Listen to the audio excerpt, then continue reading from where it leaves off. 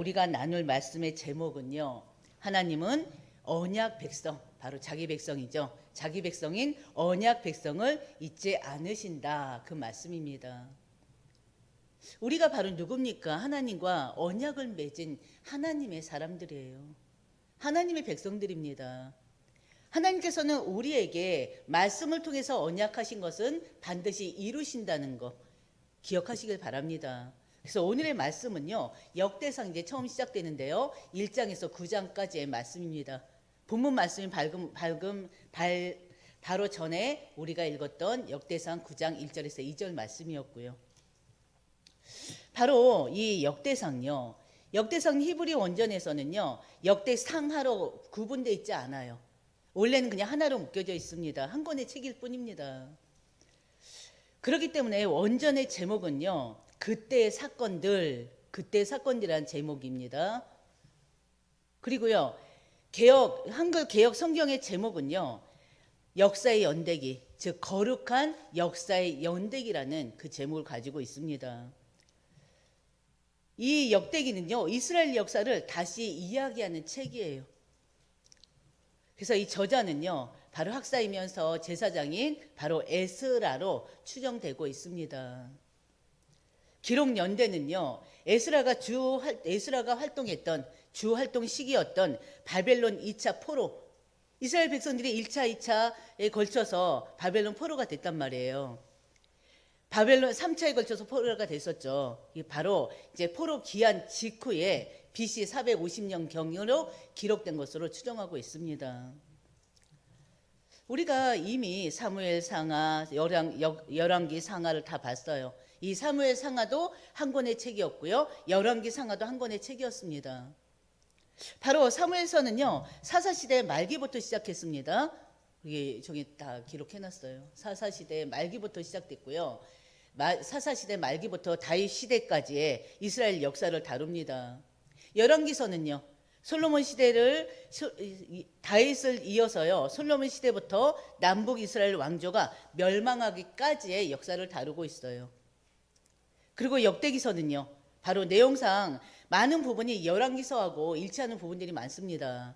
근데 중요한 것은 열왕기서는 주로 이제는 하나님의 징계, 하나님의 심판, 그걸 위주로 다뤘다면요, 이 열왕기서는 주로 비판적인 시각에서 이스라엘 왕정서를 상세하게 기록했다면, 반면에 역대기서는요, 다윗 왕조를 중심으로 해서 이스라엘의 왕정사를 다루는데 징계가 아니라 심판보다는 회복의 측면을 강조하고 있습니다. 그게 바로 열왕기서와 역대기상하가 이렇게 중복되는 것은 많은데 바로 회복의 측면이 강조됐다는 부분에서 달라요. 그래서 우리가 그 관점으로 보시면 될 것입니다. 오늘 살펴볼 1장에서 9장은요, 바벨론 포로에서 돌아온 이 유대 공동체, 이 공동체를 향해 쓰여진 말씀입니다. 성전이 무너지고요. 넘겨주세요. 바로 바벨론 포로에서 돌아온 공동체를 향해 쓰여진 말씀이라는 거 기억하시길 바랍니다. 바로 어떻게 됐습니까? 포로가 되면서 성전이 무너지고, 또 유대 나라는 사라지고, 백성은 포로가 되고, 왕조는 완전히 끊어지는 듯한 그런 시대였잖아요. 시드기야 왕까지, 마지막 유다 왕 시드기야 왕까지 두 노를 뽑히고, 또 세 줄에 묶여서 포로로 끌려갔잖아요. 그 전에 또 두 아들들이 그 앞에서 죽는 것까지 봐야 됐었고요. 완전히 어두운 시대였습니다. 그래서 왕조는 끊어진 듯한 그런 시대였어요. 그때 하나님께서는요, 이스라엘에게 가장 먼저 주신 말씀이 바로 계보, 족보였습니다. 여러분들이 역대기를 읽으면요, 1장에서 9장까지 계속 족보가 나와요. 우리가 성경을 읽을 때 어떻게 보면요, 족보는 여러분들이 세심하게 안 읽죠. 보통 족보가 나오면, 계보가 나오면 어떻게 합니까? 그냥 넘기는 경우가 굉장히 많아요. 그리고 또 족보를 하나하나 읽는 게 또 때로는 어려울 때도 있습니다.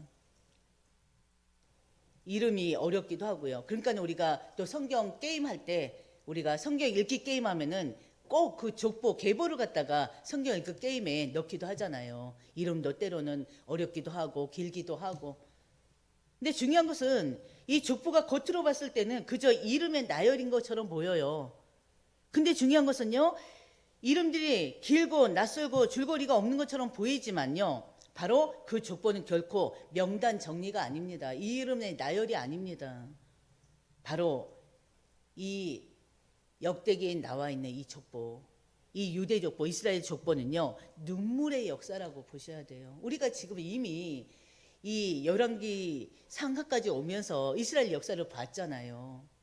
분명히 언약 백성인데, 하나님이 내 백성이라 삼았던 그 언약 백성들인데, 하나님의 많은 기적을 체험했던 그런 백성들인데, 하나님 말씀에 순종하지 아니하고 하나님 말씀을 등지고 우상을 숭배하면서 얼마나 많은 어려움들이 있었습니까? 어찌 보면 20대 왕까지 거치면서요, 어떻게 됩니까? 북이스라엘이나 유다나 20대 거의 20명 정도의 왕을 거쳤는데, 거의 대부분의 왕들이 북이스라엘 왕이 처음부터 완전히 멸망을 자초한 길이었고요, 하나님을 믿지 아니하고 하나님 대신에 금송아지 우상을 숭배하면서 바알 우상, 아세라 우상, 몰렉 우상, 진짜 하나님이 원치 않는 그런 처음부터 시작이 바로 우상 숭배였잖아요. 근데 결국에는 어떻게 됐어요? 그 안에는 거의 다 왕들이 선대 왕의 그 죄를 계속 범했었습니다.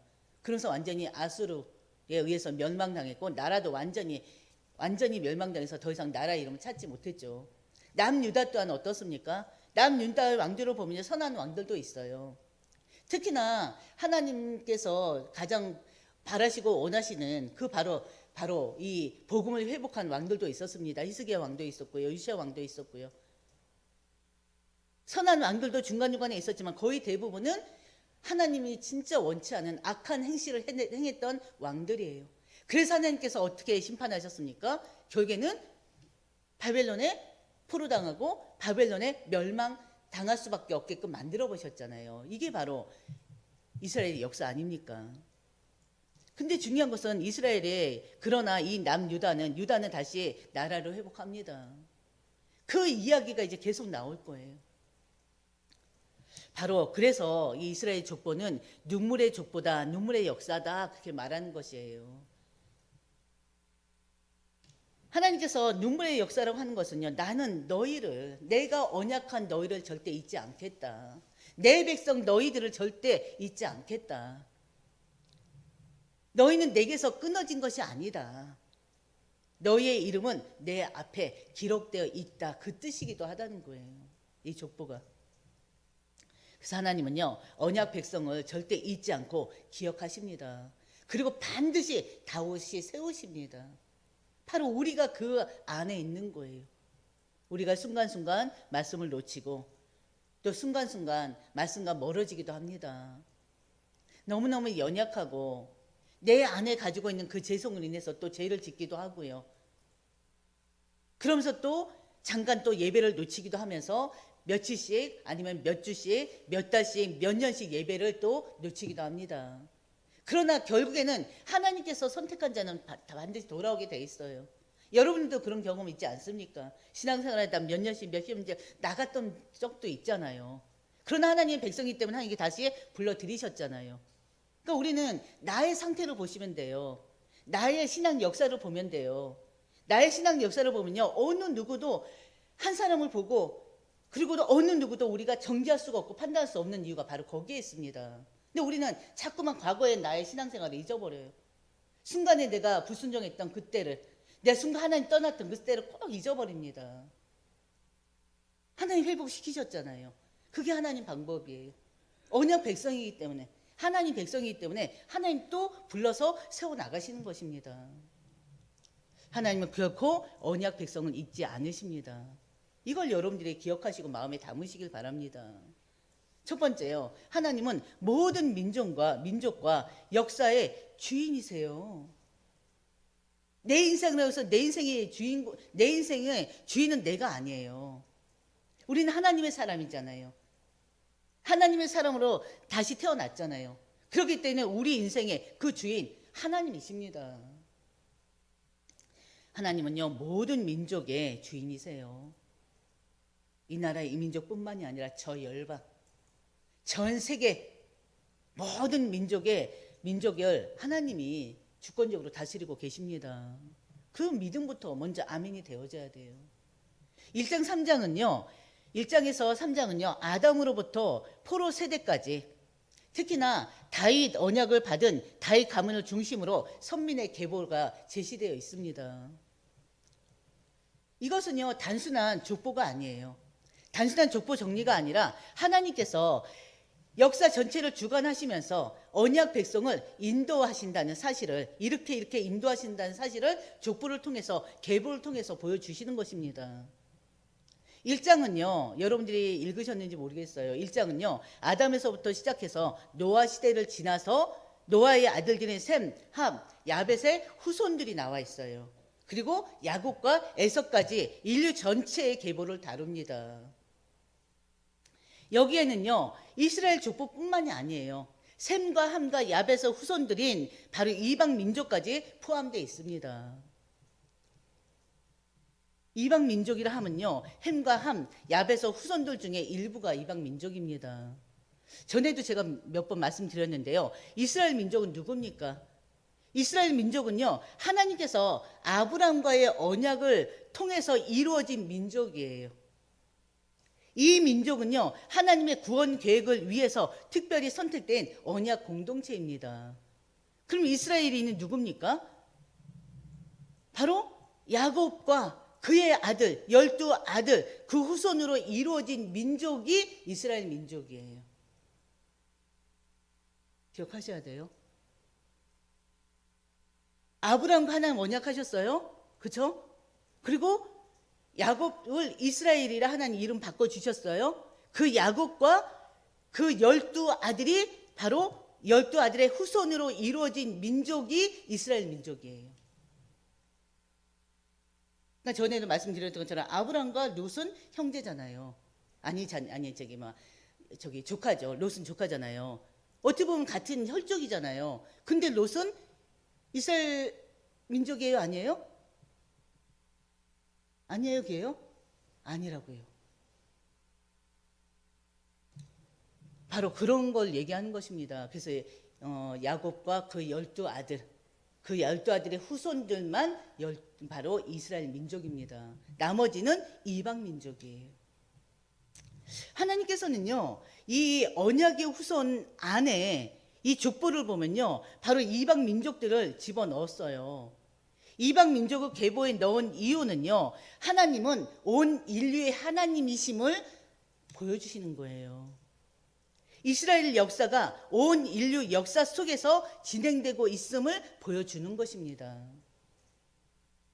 이스라엘은 하나님께서 바로 언약을 누가 맺으셨습니까? 아브람과 맺으셨잖아요. 선민 아브람과 언약을 맺으셨어요. 그래서 이스라엘인들은 바로 아브라함을 그 원조상으로 믿고 있습니다. 근데 이 역대기 족보에서 보면요, 1장 족보에서 보면요, 그 시작을 아브라함에서부터 시작하지 않아요. 아브라함에서 시작하지 않고요, 하나님이 창조하신 최초의 인간 아담으로부터 족보를 시작하고 있습니다. 선민의 시작이 아브라함인데 아브라함이 아닌 아담으로 시작하는 이유가 뭘까요?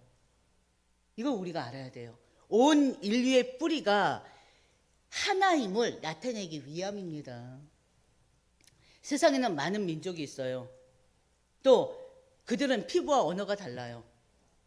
지금 현재 그렇잖아요. 우리 황인, 얼굴이 노란 계열, 그리고 또 백인, 그 다음에 흑인 계열들이 있습니다. 피부가 다 달라요. 그리고 또 언어가 다 달라요. 이 세상에 언어가 하나 되지 못하고 얼마나 많은 언어들이 있습니까? 그래서 사람들은요, 인류의 뿌리가 다 다를 걸로 생각해요. 근데 중요한 것은 그 뿌리는 하나인 거예요. 모든 인류가 시조인 아담의 그 뿌리가 있다는 것을 우리는 이미 알고 있잖아요. 인류의 시작이 하나님이란 것을 의미합니다. 그래서 왜냐하면 아담은요, 하나님에 의해서 창조됐잖아요. 인류는 한 하나님과 한 조상, 바로 한 아비로부터 출발하였습니다. 그래서 인류는 본래 하나인 거예요. 그것부터 이해하고 들어가야 돼요. 전에도 몇 번씩이나 말씀드렸는데요. 그래서 민족이 다르고 피부가 다르다 할지라도 그들 역시도 우리의 형제요, 하나님 관심과 구속의 대상이란 것을 분명히 우리는 알아야 됩니다. 하나님은 우리의 모든 민족의 창조주이십니다. 그렇죠? 또 그 창조하신 인류를 똑같이 사랑하시는 분이세요. 하나님은 꼭 교회 안에 있는 성도들만 사랑하시는 분이 아니라 한마디로 교회 밖에 불신자들도 우리 못지않게 사랑하고 계신다는 사실을 알아야 돼요. 왜? 끝으로 뿌리를 보면요, 우리는 하나거든요. 한 민족이거든요.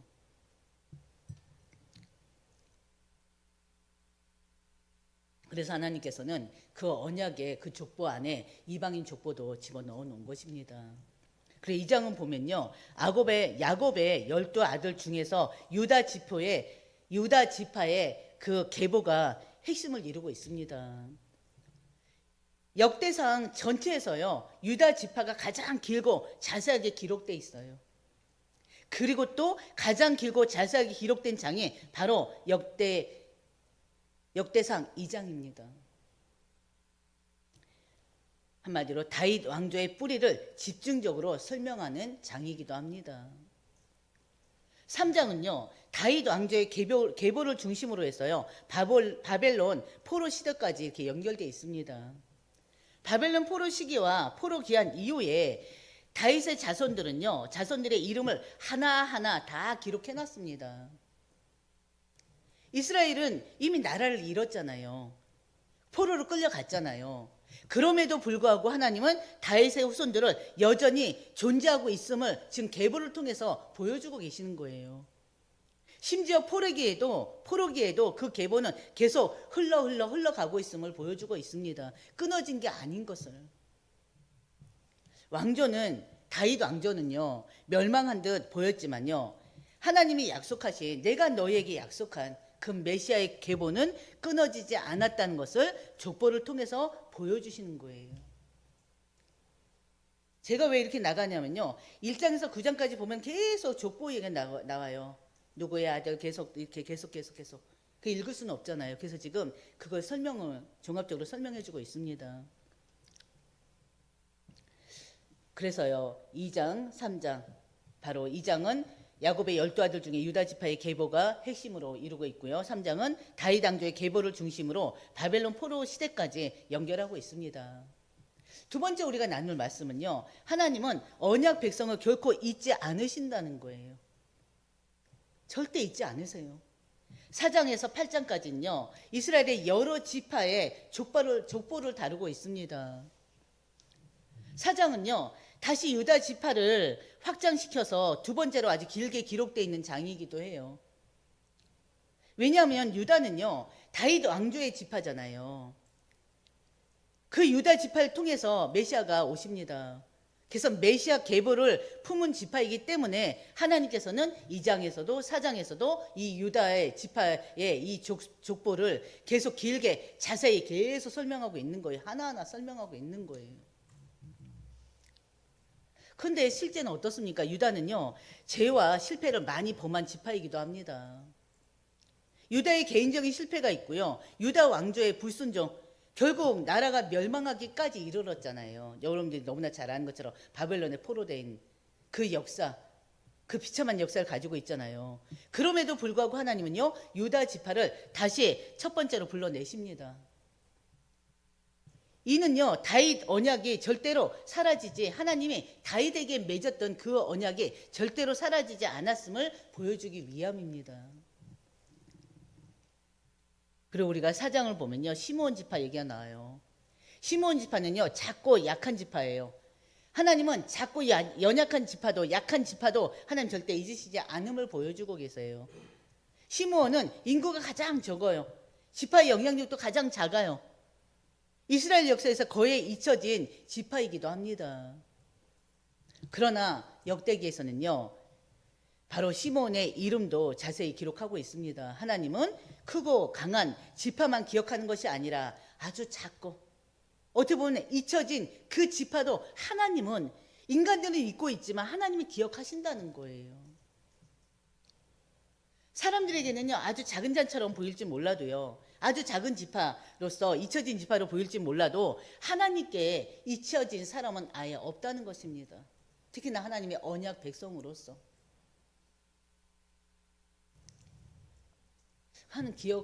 그걸 기억하셔요. 하나님 절대 잊지 않으신다는 거. 여러분 한 사람 한 사람은 절대 잊지 않으세요. 그리고 5장에 보면요, 요단 동편의 지파들, 특히나 죄로 징계받아도 버리지 않으셨다는 것을 우리는 이 지파를 통해서 알 수가 있습니다. 루벤, 갓, 므낫세, 단지파. 바로 이들은요, 우상 숭배 때문에 멸망하고 포로가 된 자들입니다. 포로가 된 지파들입니다. 근데 중요한 것은요, 그들의 이름 또한 성경에서 지워지지 않았어요. 죄를 지었고요, 또 어떻게 보면 신앙생활에 실패했고요, 포로로 끌려가기까지 했지만 하나님은 여전히 그들을 언약 백성으로 딱 기록해 두시는 거예요. 하나님의 징계는 절대 버림이 아닙니다. 하나님의 심판은요, 그 다음에 회복을 위한 심판인 걸 우리는 알아야 돼요. 하나님의 징계 속에는요, 하나님의 은혜가 있습니다. 우리가 넘어져도요, 하나님의 언약은 절대 어떻게 해요? 끊어지질 않아요. 하나님의 언약은 우리가 아무리 넘어져도 하나님의 언약은 절대 넘어지지 않습니다. 끝까지 그 언약을 이루실 때까지, 성취하실 때까지 하나님 가지고 가십니다. 그리고 6장에 보면 네 지파가 나옵니다. 네 지파 우리 너무나 잘 알잖아요. 네 지파는 어떤 지파입니까? 제사장 지파예요. 예배 공동체를 지키기 위해서 하나님께서는 이 이름을 또 기록하십니다. 6장에서. 네 지파의 족보는요, 전체에서 가장 길고 또 자세해요. 왜냐하면요, 하나님은 절대 예배자를 잊지 않으세요. 제사장이 있고요, 문지기, 찬양대들. 이들의 역할은요, 성전에서 하나님 섬기는 일을 하는 것입니다. 이 이스라엘 백성들이요, 바로 포로에서 돌아오면서 하나님께서 가장 먼저 회복시킨 것이 바로 뭐냐면요, 군대도 아니고 성벽도 아니에요. 바로 예배였습니다. 그래서 네 지파의 이름을 하나님이 또 많이 기록하셨어요. 7장에 보면요, 북이스라엘 지파들이 나옵니다. 이미 멸망했어도 하나님은 기억하신다는 거예요. 북이스라엘은요, 아수르에 의해서, 아시리아죠 따지면 아수르에 의해서 이미 멸망한 지파입니다. 그렇잖아요. 북이스라엘은 멸망한 나라예요. 그럼에도 불구하고 하나님은 그들의 이름과 후손들을 다시 불러냅니다. 하나님에게는요, 절대 사라진 백성이 없어요. 우상 숭배로 완전히 멸망당한 나라잖아요. 멸망당한 지파잖아요. 그 북이스라엘 10지파가 있잖아요. 그 10지파를 하나님은 절대 잊지 않으시고 기억하고 계십니다. 그리고요, 또 8장에 보면요, 베냐민 지파가 나옵니다. 이 베냐민 지파를 통해서 우리가 알 수 있는 건요, 실패한 왕조도 절대 하나님이 지우지 않으신다는 거예요. 베냐민 지파 하면은 누구를 떠올리게 됩니까? 베냐민 지파 하면 누가 떠올려집니까? 바로 이스라엘의 첫 왕 사울 왕이 베냐민 지파 사람이잖아요. 베냐민 지파 사울 왕조의 지파입니다. 사울은 실패했어요. 그의 왕조는요, 하나님이, 그래서 결국에는 그의 왕조는 하나님이 선택하지 않으신 왕조입니다. 그러나 8장에서는요, 사울의 집안이 길게 기록되어 있습니다. 왜요? 하나님은 실패한 사람의 이름도 지우지 않으신다는 거예요. 족보에서 지우지 않으셨어요. 사울이 실패했지만 그의 인생을 하나님이 쓸모없는 것으로 버리지 않았다는 것을 또 말해주고 있습니다. 한마디로 그 누구도 하나님의 그 은혜의 기억 밖으로 밀려나지 않음을 보여주고 있습니다. 그리고 세 번째요, 하나님은 예배 공동체를 다시 세우십니다. 그게 바로 9장 말씀이에요. 역대상 9장은요, 바벨론 포로 이후에 귀환한 그 공동체가 예루살렘에 어떻게 다시 정착했는지, 그리고 어떻게 예배 중심 공동체로 재조직되었는지를 보여주는 장입니다. 중요한 장이죠, 따지면. 이 장은요, 역대상 전체의 결론을 여는 그런 문이라고도 볼 수가 있어요. 하나님이 기억하시는 공동체는요, 반드시 예배를 회복한다는 그 진리를 9장에서 선포하고 있습니다. 그래서 역대상 9장은요, 바벨론에서 돌아온 사람들의 명단을 기록하고 있습니다. 이 명단은요, 단순한 기록이 아니에요. 바로 회복의 선언을 보여주고 있습니다. 기록된 이름 하나하나가요, 회복의 증거예요.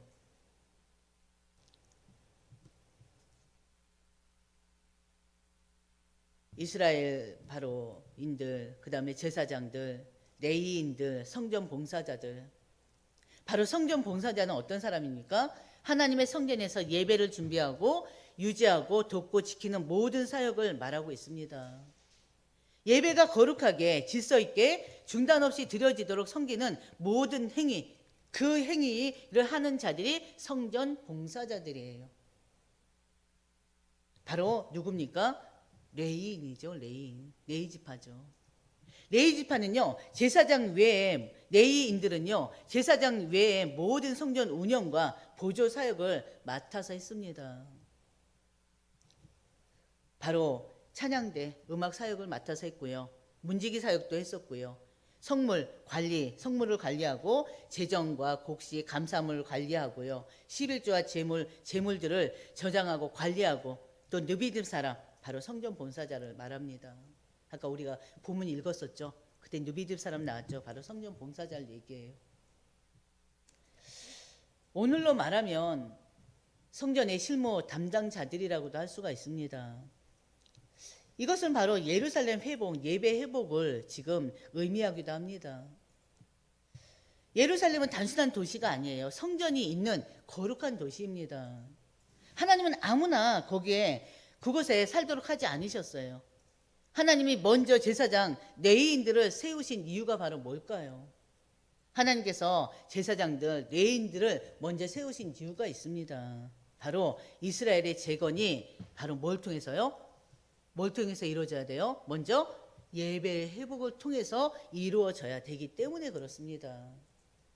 바로 이거는 우리에게도 보여주는 말씀이에요. 우리에게 가장 중요한 거, 가장 우선시 돼야 되는 게 다른 것이 아니라 바로 예배 회복입니다. 예배 회복이 뭡니까? 말씀 회복이에요. 예배 회복이 뭐예요? 기도 회복이에요.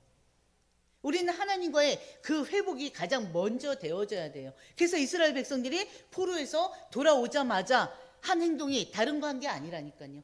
성전부터, 예배를 회복하기 위해서 성전부터 재건한 것입니다. 예배는요, 공동체 회복의 시작입니다. 그래서 이스라엘의 회복은요, 성벽도 군대도 경제도 아니었어요. 이스라엘은요, 성벽보다 먼저 뭐를 세웠어요? 뭐를 세웠다고 그랬죠? 뭐를요? 성전을 먼저 세웠다니까요. 이스라엘이란 나라를 세우기보다는 예배를 먼저 회복했습니다. 바로 모든 회복의 첫걸음이 바로 뭐냐? 예배예요, 예배. 우리의 삶도 마찬가지입니다. 예배가 무너지면 인생이 무너진다는 얘기까지 있어요. 근데 우리는 예배가 무너지면 인생이 무너진다 이 말에 아멘이 안 되어져요. 예배가 무너지면 인생이 무너진다는 걸 여러분들이 아셔야 됩니다. 예배가 세워지면 인생이 다시 세워집니다. 예배는요, 우리의 정체성을 회복시키는 자리라는 걸 여러분들이 아셔야 돼요. 그래서 우리 가정의 회복, 교회의 회복, 개인의 회복 다 예배에서 시작됩니다. 그래서 예배를 다시 세울 때 하나님은 우리의 삶까지 다시 세우신다는 그 사실을 기억하시길 바랍니다. 바로 이것이 오늘 하나님께서 우리에게 주시는 메시지예요. 하나님은 우리를 기억하실 때요, 우리의 그 무너진 자리도 다시 세우시는 분이십니다. 그래서 여러분들이 오늘 하나님은 자기 백성, 언약 백성을 절대 잊지 않으신다는 거, 바로 이것을요 다시 한번 이제 역대기 상을 통해서 우리가 이제 상하를 이제 계속 볼 건데요. 이것을 통해서 바로 하나님께서 이스라엘 백성들을 어떻게 회복시켜 나가는지 그걸 확인할 수가 있습니다. 그래서 여러분들이 바로 역대기 상하를 우리가 이제 이 세 번에 걸쳐서 이제 말씀을 나눌 건데요. 역대기 상하를 반드시 읽어보세요. 읽어보시고 지금 이제 1장부터 보면은 그 족보가 계속 나오는데요. 그 족보가 그냥 족보가 아니었다는 거.